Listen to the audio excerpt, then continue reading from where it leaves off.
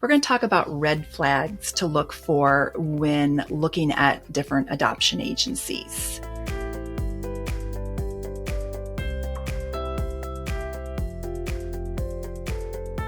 If we haven't met yet, I'm Stephanie A., and I am the founder and executive director at Adoption and Beyond. We work with adoptive and birth families by providing education and emotional support from pregnancy to placement and beyond. Let's talk about some of the red flags when it comes to adoption agencies that you should not ignore.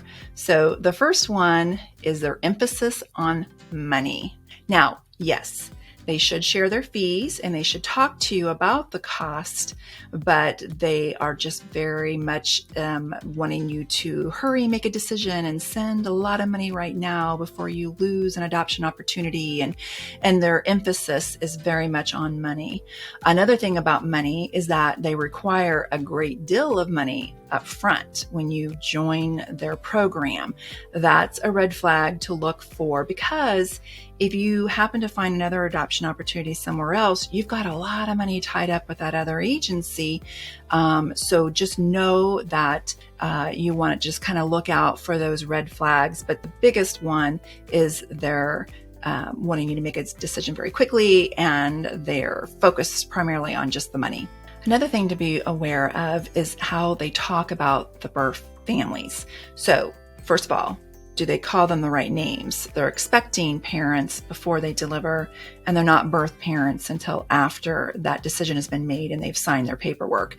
So just watch the language that they use. Now, I will tell you, I'll be one of the first ones to accidentally say birth mother. I'm still learning to switch the language over, but just know that my intent is that they are expecting parents before they place, their birth parents after place. So just watch the language that they use, and also to watch the way they talk about the birth parents. Do they talk about them in a negative way? Do they talk down about them?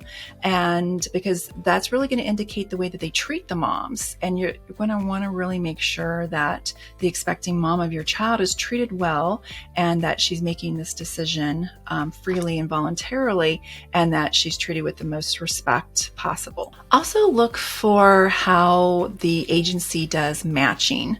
So for example, do they practice some unethical ways of doing matching in terms of, do they list themselves with Google ads? Do they list themselves as a local agency when they're not actually licensed in that state, and pretending to expecting moms that they are actually a local agency?